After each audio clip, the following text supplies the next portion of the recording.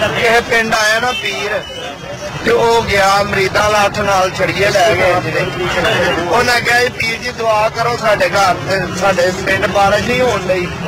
ਦੋ ਕਹਿੰਦਾ ਪੀਰ ਆਉਂਦਾ 2 ਬੱਕਰੇ ਮੈਨੂੰ ਲਾਲ ਕਰਕੇ ਖਵਾਓ ਨਾ ਤੇ ਸਵੇਰੇ ਬਾਰਿਸ਼ ਹੋ ਜਾਏਗੀ। ਉਹਨਾਂ ਕੀ ਕੀਤਾ, ਉਹਨਾਂ ਰਾਤੀ ਬੱਕਰੇ ਬੁਕਰਿਆਂ ਨੂੰ ਖਵਾਏ। ਰਾਤ ਦੇ 12 ਵਜੇ ਉਹਨੇ ਸਾਰੇ ਮਰੀਜ਼ ਆਪਣੇ ਉਠਾ ਲਏ। ਉਹਨੇ ਕਿਹਾ ਉੱਠੋ ਨਾਲ ਨਲਕੇ ਟੂਟੀਆਂ ਜਿੰਨੀਆਂ ਸਾਰੇ ਪਿੰਡ ਦੀਆਂ ਗੇੜ ਕੇ ਸਾਰਾ ਪਿੰਡ ਭਰ ਦਿਓ ਪਾਣੀ ਨਾਲ। ਉਹਨਾਂ ਸਾਰਾ ਪਿੰਡ ਭਰ ਦਿੱਤਾ।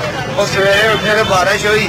ਉਹ ਨਾਲ ਦੇ ਪਿੰਡ ਵਾਲੇ ਵੀ ਆ ਗਏ। ਉਹਨਾਂ ਕਿਹਾ ਪੀਰ ਜੀ ਸਾਡੇ ਵੀ ਨਹੀਂ ਬਾਰਿਸ਼ ਹੁੰਦੀ ਕਿ ਉੱਥੇ ਵੀ ਆਓ ਜਰਾ। ਉਹ ਹੁਣ ਜਿਹੜੇ ਰਾਤ ਦੇ ਥੱਕੇ ਨਾ ਹੁੰਦਾ ਪੀਰ ਜੀ ਅੱਜ ਹਾਮੀ ਨਾ ਭਰੇ ਰਾਤ ਦੇ ਬੱਦਲ ਥੱਕੇ ਨਲਕੇ ਗੇੜ ਕੇ ਉਹ ਹਿਸਾਬ ਇਹਨਾਂ ਦਾ।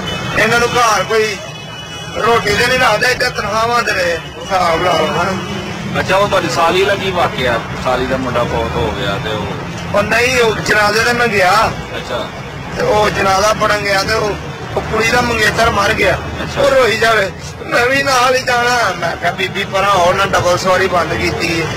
ਖਬਰ ਹੀ ਕਿਹੜੀ ਡਬਲ ਸਵਾਰੀ ਚੱਲਦੀ ਜਿਹੜੇ ਤੂੰ ਵੀ ਨਾਲ ਜਾਣਾ। ਅੱਛਾ ਉਹ ਮਰ ਗਿਆ ਉਹਨੂੰ ਦਫਨਾ ਕੇ ਨੇ ਤੇ ਰੋਈ ਜਾਂਦੀ ਮੈਨੂੰ ਉਹਦਾ ਨੰਬਰ ਤੇ ਦਿਓ। ਮੈਂ ਬੰਦਾ ਪੁੱਛੇ ਖਬਰ ਹੀ ਕਿਹੜੀ ਸਿਮ ਚੱਲਦੀ ਸਾਰੀ ਇਹ ਨਾ ਜਾਇਆ ਜਾਂ ਫੁੱਫੋ ਨੇ ਆਉਣਾ। ਉਹ ਘਰ ਦੀਆਂ ਗੱਲਾਂ ਵਿੱਚ ਚਲੀਆਂ ਨਹੀਂ ਭੈਣ ਰਾਤੀ ਚੱਲਣਾ ਬੜਾ 7 ਰੋਟੀਆਂ ਖਾ ਕੇ ਸੁੱਤਾ ਹੀ ਸਵੇਰੇ ਕੰਜਰ ਫੇਰ ਉੱਠ ਗਏ। ਹਾਏ ਇਹ ਅੱਲਾ ਦਾ ਸ਼ੁਕਰ ਕਰੋ ਨਹੀਂ ਮੇਰੇ ਕੋਲ 7000 ਰਾਤੀ ਮੰਗਦਾ ਹੀ ਉਹ ਮੇਰੇ ਕੋਲ ਹੈ ਹੀ ਨਹੀਂ।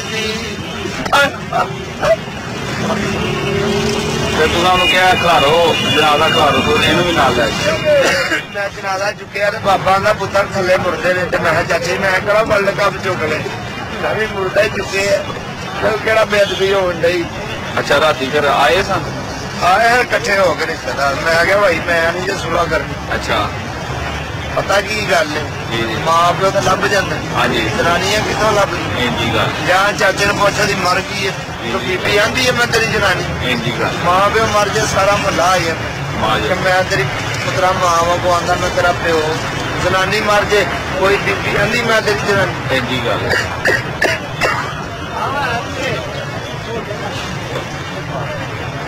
ਸਿਆਣੇ ਐਵੇਂ ਤੇ ਨਹੀਂ ਕਹਿੰਦੇ ਜਾਨ ਤੇ ਜਾਨ ਅੰਦਰ ਟੰਡ ਪਾੜ ਦਾ ਮਾਰ ਤੇਰੀ ਕੀ ਮਜਬੂਰੀ ਆ। ਪਹਿਲਾਂ ਬਾਕੀ ਕੰਮ ਬਾਅਦ ਤੇ ਪਹਿਲਾਂ ਸਹਿ ਜ਼ਰੂਰੀ। ਚਾਚੇ ਦਾ ਨਿਕਾਹ ਪਤਾ ਕਿਵੇਂ ਹੋਇਆ? ਸਹਿਣ ਦੇ